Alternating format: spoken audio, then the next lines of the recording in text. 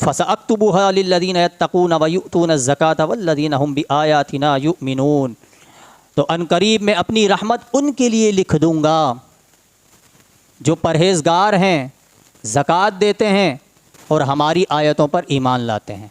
اللہ تعالیٰ اپنے نبی پر، نبی کریم علیہ السلام پر یہ آیتیں نازل کیوں فرما رہا ہے؟ بنی اسرائیل کا، موسیٰ علیہ السلام کے دور کا تذکرہ چل رہا ہے، کیوں؟ کیونکہ اس وقت کے جو یہودی موجود تھے زمانہ رسالت میں، انہیں یہ تمام تر واقعات یاد دلائے جا رہے ہیں کہ دیکھو تمہارے ساتھ کیا کیا ہوا ہے، تم نے نبیوں کے ساتھ کیا کیا کیا ہے، تمہارے آباء و اجداد کا طرز عمل کیا رہا ہے، یہ انہیں یاد دلایا جا رہا ہے۔ تو جب یہ انہی اس تمام تر پیچھے معاملات کو بیان کرتے ہوئے جب اللہ تعالیٰ یہ فرماتا ہے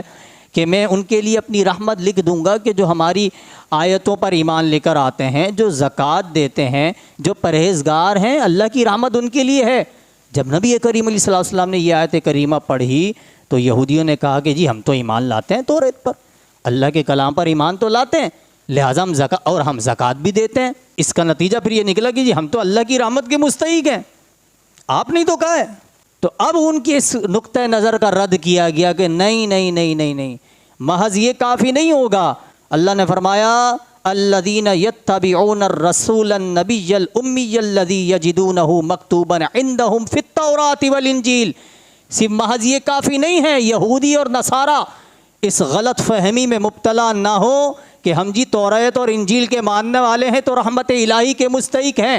کسی بھی کتاب کا مان لینا کافی ہے۔ جیسا کہ بعض لوگوں نے کہا کہ جی محض توحید کا دعویٰ اگر وہ کر رہے ہیں، اگر کوئی توریت کا ماننے والا بھی ہے، اگر کوئی انجیل کا ماننے والا بھی ہے تو وہ خدا کو مان رہا ہے، وہ خدا کے کلام کو مان رہا ہے، لہٰذا اللہ تعالیٰ انہیں بخش دے گا، یہ اللہ اور ان کا معاملہ ہے۔ اللہ تعالیٰ نے فرمایا نہیں،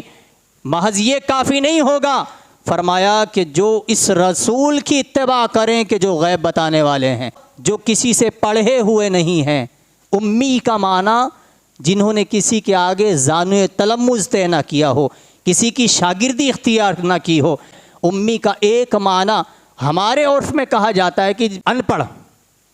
ہم ایسے جب کہتے ہیں تو اس کا معنی ان پڑھ ہوتا ہے، لیکن امی میرے آقا صلی اللہ علیہ وآلہ وسلم کا ایک خصوصی لقب، خصوصی نام ہے۔ جب اللہ کے نبی کے لیے امی کہا جاتا ہے تو اس کا مطلب یہ ہوتا ہے کہ اللہ کے نبی نے کسی سے پڑھنا لکھنا نہیں سیکھا، آپ کا دنیا میں کوئی استاد نہیں ہے، اگر ہے تو الرحمن علم القرآن، سکھانے والا اگر ہے تو وہ رب کائنات ہے۔ بس زانو تلمذ حضور نے کسی کے سامنے طے نہیں کیا۔ یہ ہوتا ہے امی کا معنی کہ کسی نے، یہ نہیں ہوتا کہ پڑھنا لکھنا نہیں آتا تھا، یہ کچھ جانتے نہیں، بلکہ یہ معنی کہ جنہوں نے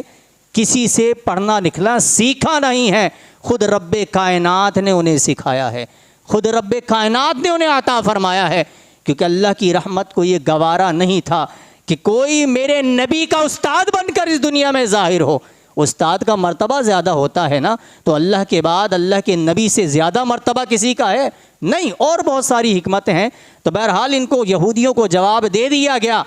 کہ ایمان لانا رسول اللہ صلی اللہ علیہ وسلم کی اتباع ضروری ہے۔ اور یہ رسول کون ہیں؟ یہ رسول وہ ہیں کہ ان کی نشانیاں، ان سے متعلق باتیں تمہاری توریت اور انجیل میں بھی موجود ہیں۔ یہودیوں کا توریت اور عیسائیوں کا انجیل پر، بائبل پر ایمان لانا کافی نہیں ہوگا، بلکہ رسول کی اتباع کرنی ہوگی۔ فرمایا کہ فالذین آمنوا، تو وہ لوگ جو اس نبی پر ایمان لے کر آئیں، عزروہ، بلکہ اس نبی کی تعظیم بھی کرنی ہوگی۔ تعظیم مصطفیٰ لازمی ہے۔ تو ایمان کے بعد اللہ تعالیٰ نے عمل کو بعد میں ذکر فرمایا ہے، پہلے تعظیم رسول کو بیان فرمایا ہے۔ وَنَصَرُوهُ، اور ان کی مدد کریں، وَاتَّبَعُوا النُّورَ الَّذِي أُنزِلَ مَعَهُ، اور اس نور کی پیروی کریں کہ جو اس کے ساتھ نازل کیا گیا، یعنی قرآن مجید، فرقان حمید۔ اولئک هم المفلحون، جب نبی پر ایمان لے آئیں گے اور پھر تعظیم نبی دل میں ہوگی، اس کے بعد رسول اللہ کے دین کی مدد کریں گے، جو قرآن میں نازل کیا گیا اس کی پیروی کریں گے، تو اللہ تعالیٰ فرماتا ہے کہ یہی لوگ فلاح اور کامیابی پانے والے ہیں۔ تو لہٰذا تعظیم رسول کی بڑی اہمیت ہے۔ اس سے متعلق آپ قرآن مجید فرقان حمید کی ہی کئی ساری آیات دیکھ سکتے ہیں کہ جس میں اللہ تبارک و تعالیٰ نے اسی جانب ہمیں متوجہ کیا ہے۔ اور الحمدللہ ہر مسلمان تعظیم کرتا ہے، ہر مسلمان محبت رکھتا ہے۔ اب جس میں تعظیم کا عنصر زیادہ ہوگا، جتنا زیادہ محبت کرتا ہوگا، جتنا زیادہ توقیر رسول اللہ کی مختلف انداز سے کرتا ہوگا، جب کہ اس میں غلو نہ ہو، تو وہ اس کا ایمان اتنا ہی زیادہ کامل ہوتا چلا جائے گا، قرآن کے نور سے اس کا سینہ اتنا ہی زیادہ منور ہوتا چلا جائے گا۔ کئی ساری آیات ہیں اس پر، جیسا کہ آپ آ جائیے سورہ فتح کے اندر، تو اللہ تعالیٰ کیا فرماتا ہے، انا ارسلناک شاہدا ومبشرا ونذیرا، بے شک ہم نے آپ کو گواہی دینے والا اور بشارت دینے والا اور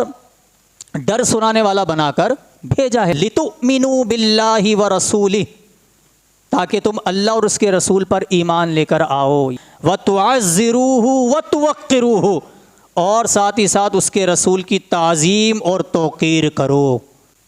ایک دفعہ ایسا ہوا کہ صحابہ کرام علیہم رضوان آپس میں کوئی گفتگو کر رہے ہیں، حضور علیہ الصلوۃ والسلام سامنے موجود ہیں، تو کسی بات پر تکرار ہو گئی، آوازیں بلند ہو گئی، تو اللہ تبارک و تعالی نے اس پر آیت کریمہ کو نزول فرمایا، یا ایھا الذین آمنوا، اے ایمان والو، لا ترفعوا اصواتکم فوق صوت النبی، کہ نبی کی آواز پر اپنی آوازیں اونچی نہیں کرو، یعنی رسول اللہ سامنے موجود ہیں اور اپنی آوازیں بلند کر رہے ہو، تاکید فرما دی۔ ولا تجہروا لہ بالقول کجہر بعض، ان کے سامنے آواز سے بات نہ کرو، بلند آواز سے بات نہ کرو، جیسے تم ایک دوسرے سے بلند آواز سے باتیں کرتے ہو، ان تحبط اعمالکم وانتم لا تشعرون، ایسا نہ ہو کہ تمہارے اعمال برباد ہو جائیں اور تمہیں خبر بھی نہ ہو۔ یہ آیت کریمہ ان کے لیے نہیں کہ جو اہانت کی نیت سے، جو توہین کی نیت سے آوازیں چلا کر بات کر رہے ہیں رسول اللہ سے، یہ ان کے لیے نہیں، کیونکہ جو ایسا کرے گا وہ تو دار اسلام سے خارج، وہ تو مسلمان ہوگا ہی نہیں۔ یہاں مسلمانوں کو سکھایا جا رہا ہے، صحابہ کرام کو تربیت دی جا رہی ہے کہ آپس میں بھی گفتگو کرو تو آواز بلند نہ کرو، چاہے توہین کی نیت ہو نہ ہو۔ یعنی جس طرح ایک بندہ ایک روب دار شخص کے سامنے آواز دھیمی رکھ کر بات کرتا ہے، کسی کی تعظیم کرتے ہوئے آواز کو بلند نہیں کرتا، تو رسول اللہ کے سامنے ایسی ہی گفتگو کرو، اپنی آوازوں کو بلند نہ کرو، اونچی نہ کرو۔ حضرت ثابت بن قیس نے حضور کی بارگاہ میں آنا چھوڑ دیا۔ میرے آقا علیہ السلام نے پوچھا، ان کے پڑوسی ایک صحابی تھے، تو ان سے کہا کہ وہ ثابت نظر نہیں آ رہا، کہاں ہے؟ تو عرض کی یا رسول اللہ بیمار تو نہیں ہے، میرے علم میں نہیں ہے کہ بیمار ہوں کہ جس کی وجہ سے یہاں نہ آ رہے ہوں۔ بہرحال وہ جاتے ہیں، پھر پڑوسی تھے چونکہ، جا کے پوچھتے ہیں کہ تمہارا رسول اللہ صلی اللہ علیہ وسلم دریافت کر رہے تھے، کہاں ہو، نظر نہیں آ رہے۔ تو حضرت ثابت بن قیس جواب دیتے ہیں، کہتے ہیں کہ اللہ تعالیٰ نے جو آیت کا نزول فرمایا ہے نا کہ بلند آواز سے گفتگو نہ کرو کہ کہیں تمہارے اعمال برباد نہ ہو جائیں، تو کہا کہ تم جانتے نہیں کہ میری آواز بلند ہے اور میں بلند آواز سے گفتگو کرتا ہوں تو میں جہنمیوں میں سے ہوں۔ یعنی اپنے آپ کو قصوروار ٹھہرا رہے ہیں کہ میں تو آپ بلند آواز سے باتیں کرتا ہوں۔ بعضوں کی فطری لاؤڈلی آواز ہوتی ہے، آپس میں گفتگو کریں گے تو بھئی بھاری آواز ہے، وہ کوئی چلا نہیں رہے ہوتے، لیکن آواز ایسی ہوتی ہے۔ تو وہ اپنے اوپر اس چیز کو وہ کر رہے تھے کہ آیت کریمہ نازل ہوئی اور میں تو بلند آواز سے بات کرتا ہوں، لہٰذا میں حضور کی بارگاہ میں جاتا ہی نہیں کہ وہاں مجھے پھر آواز بولو، میری آواز اونچی ہو جائے گی۔ انہوں نے جا کر رسول اللہ کو خبر دی، یا رسول اللہ ثابت یہ کہہ رہے ہیں کہ میں اتنی بلند آواز، میں جہنمی میں سے ہوں۔ تو حضور نے فرمایا کہ نہیں، ثابت جہنمیوں میں سے نہیں بلکہ ثابت جنتیوں میں سے ہے۔ یعنی ایسا معاملہ نہیں ہے، وہ ایسے گفتگو نہیں کرتے۔ یعنی آپ دیکھیے کہ صحابہ کرام آیات کریمہ سنتے، احکامات سنتے تو سب سے پہلے اپنے اوپر اس کا امپلیمنٹ کرتے، اپنے آپ کو دیکھتے اس آیت کریمہ کی روشنی میں کہ کہیں ہم بھی تو اس کا شکار نہیں ہو رہے، کہیں یہ آیات ہمارے متعلق تو نازل نہیں ہو رہی۔ حالانکہ ایک خاص موقع کے اوپر وہ آیت کریمہ نازل ہوئی تھی کہ ان دو کے درمیان کوئی بات چل رہی ہے تو آواز بلند ہو گئی، لیکن اس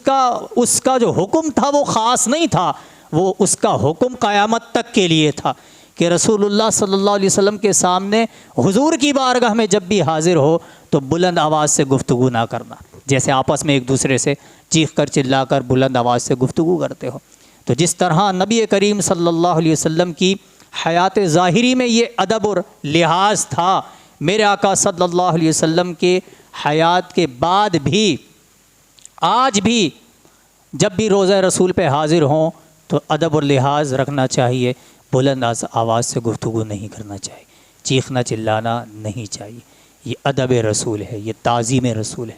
ہم نے تو یہ سیکھا ہے کہ لے سانس بھی آہستہ کے دربار نبی ہے، تو ہمیں بھی لحاظ رکھنا چاہیے۔ ہمارے یہاں بعض اوقات جذبات میں آ کر اور محبت میں ایسے ہم معاملات کر دیتے ہیں، بعض اوقات تو سیاسی معاملات بھی ہوتے ہیں جیسے پچھلے دنوں ہوئے، وہ بالکل انتہائی نامناسب۔ اسی طرح بعض اوقات میلاد کا موقع ہوتا ہے، 12 ربیع الاول کا موقع ہوتا ہے ہمارے ہاں، محبت سے وہاں جب ہوتا ہے تو کافی سارے دنیا بھر سے جو مسلمان آئے ہوئے ہوتے ہیں وہ صلاۃ السلام وہاں پڑھنا شروع کر دیتے ہیں۔ جس وقت حضور کی پیدائش ہوئی تھی صبح صادق کے وقت، اس وقت اپنی محبت کا اظہار کرتے ہیں، تو وہاں بھی لحاظ یہ رکھنا چاہیے کہ ایسی بلند آواز نہ ہو، ایک دھیمے انداز سے، ایک اچھے انداز سے، بس اس انداز سے کر کے آپ چلے جائیں۔ اب وہ اتنے جذبات میں ہم نے باقاعدہ ویڈیوز دیکھی ہیں کہ وہ اس انداز سے پڑھ رہے ہوتے ہیں یا بولتے ہیں، وہ جذبات وہ غالب ہو جاتا ہے ان پہ۔ چلو بھائی آپ پر وجہ طاری ہو گیا تو سمجھ میں آتا ہے کہ سوئی بھی چبھو تو آپ کو پتہ ہی نہ چلے ہاں بھائی بندے پہ وجہ طاری ہے، وہ تو کیفیت الگ ہے، وہ اس کا تو کوئی پھر جواب دے وہ ہی نہیں ہے، احکامات ہی وہ نہیں ہے۔ لیکن وجد نہیں ہوتے، یہ مصنوعی وجد ہوتے ہیں، بس وہ خاموخواہ چلا رہے ہیں، چیخ رہے ہیں، حالانکہ وہ کوئی توہین میں نہیں کر رہے، ادب میں محبت میں کر رہے ہیں۔ لیکن ادب اور محبت میں بھی ہم نے آوازوں کو اس انداز سے بلند نہیں کرنا کہ ہم رسول اللہ کے دربار میں موجود ہیں، بالخصوص سامنے گویا کے موجود ہیں، تو وہاں تو ہم نے زیادہ لحاظ رکھنا ہے۔ اب یہاں اگر ہم بالفرض بلند آواز سے پڑھتے ہیں یہ معاملہ جدا ہے، ٹھیک ہے کہ دور ہے کوئی دربار نبی میں ویسے بنفس نفیس تو حاضر نہیں، تو لیکن یہاں پڑھنے میں بھی بعض اوقات ہم مساجدوں کے اندر جو دھما چوکڑیاں مچاتے ہیں، بعضوں کی پڑھنے کے انداز اس طریقے سے ہوتے ہیں، بعضوں کے اس طریقے کے معاملات آ جاتے ہیں جذبات میں، مسجد کا بھی لحاظ نہیں رکھتے، تو لہٰذا اس طرح غلو بھی نہیں ہونا چاہیے، ادب و احترام کے ساتھ ہمیں تمام تر معاملات کرنے چاہیے۔ دربار رسالت کا ادب خود رب کائنات نے سکھایا۔ اللہ تعالیٰ ایک اور جگہ ارشاد فرماتا ہے کہ ان الذین یغضون اصواتهم عند رسول اللہ، بے شک جو لوگ رسول اللہ کے سامنے اپنی آوازیں پست رکھتے ہیں، تو اولئک الذین امتحن اللہ قلوبہم للتقوی، تو یہ وہی لوگ ہیں جن کے دلوں کو اللہ نے تقوی کے لیے پرکھ لیا ہے، چن لیا ہے، کہ جو دربار رسالت میں حضور کی تعظیم و توقیر کرتے ہیں، حضور کا ادب و لحاظ رکھتے ہیں، لہم مغفرۃ و اجر عظیم، ان کے لیے بخشش اور بہت بڑا ثواب ہے۔ ایک دفعہ حضور کی بارگاہ میں کچھ لوگ آئے باہر سے، اور مختلف اقوام کے لوگ آتے تھے نا، تو حضور کو باہر سے پکارنے لگے، آوازیں دینے لگے حجرے کے باہر سے، جیسے ہم آوازیں دیتے ہیں نا، بلاتے ہیں کسی کو، تو اللہ تعالیٰ نے فرمایا کہ نہیں، ان الذین ینادونک من وراء الحجرات، بے شک جو لوگ آپ کو حجرے کے باہر سے پکارتے ہیں، اکثرهم لا یعقلون، ان میں اکثر بے عقل ہیں، یعنی اس طریقے سے نہیں پکارنا۔ ولو انہم صبروا، ادب سکھایا کہ اگر وہ صبر کرتے، حتی تخرج الیہم لکان خیر لہم، یہاں تک کہ میرے آقا علیہ الصلوۃ والسلام خود باہر تشریف لے کر آ جاتے، باہر کھڑے ہو کر انتظار کرو۔ واللہ غفور الرحیم، اللہ بخشنے والا مہربان ہے، رحم فرمانے والا ہے۔ میرے آقا علیہ الصلوۃ والسلام کی تعظیم اور توقیر تو اس طرح ہے کہ یہودیوں میں سے بعض لوگوں نے رائنا کہنا شروع کر دیا۔ رائنا کا مطلب ہوتا رعایت کیجیے، صحابہ کو کوئی بات سمجھ میں نہ آتی، یہ دوبارہ سننا چاہتے، یا رسول اللہ ہم دوبارہ سننا چاہتے ہیں، تو کہتے رائنا یا رسول اللہ، یعنی آپ ہماری رعایت کیجیے، دوبارہ بیان فرما دیجیے، اپنی آسانی کے لیے کہتے۔ تو یہودیوں میں اس کا معنی کچھ اور تھا، ان کی لغت میں اس کا معنی کچھ غلط معنی تھا، اور اس کو وہ رائنا کو ایک روایت میں بگاڑ کر بھی کہتے تھے، جس سے معنی بدل جاتا تھا۔ اب یہودیوں نے بھی رائنا کہنا شروع کر دیا۔ اب جن صحابہ کو پتہ تھا کہ یہودی کس نیت سے کہہ رہے ہیں اور ان کی لغت میں معنی کیا ہے، تو انہوں نے کہا کہ اگر متنبہ کیا، تنبیہ کیا، آئندہ اگر تم نے رائنا کہا تو کہا کہ ہم تو نہیں بولتے، تم بھی تو رائنا بولتے ہو، ہم بھی رائنا بول رہے ہیں، تو اس میں کیا مسئلہ ہے؟ اللہ تبارک و تعالی نے اس لفظ کے کہنے سے ہی منع فرما دیا، فرمایا یا ایھا الذین آمنوا لا تقولوا رائنا، اے ایمان والو رائنا نہ کہو، چھوڑ دو، رائنا کہنا ہی چھوڑ دو۔ پھر اللہ کیا کہیں؟ وقولوا انظرنا، ہم پر نظر فرما دیجئے، الفاظ بدل دو، مفہوم تمہارا وہی ہوگا لیکن لفظ بدل دو، کیونکہ اس لفظ سے اہانت رسول ہو رہی ہے، اس لفظ سے تعظیم رسول میں فرق آ رہا ہے۔ حالانکہ لفظ اپنے اعتبار سے درست ہے، لیکن اس کا مفہوم غلط لیا جا رہا ہے، لہٰذا اے ایمان والو تو تم یہ لفظ کہنا ہی چھوڑ دو۔ اور اللہ نے فرمایا واسمعوا، توجہ کے ساتھ سنا کرو، تاکہ دوبارہ کہنے کی نوبت ہی نہ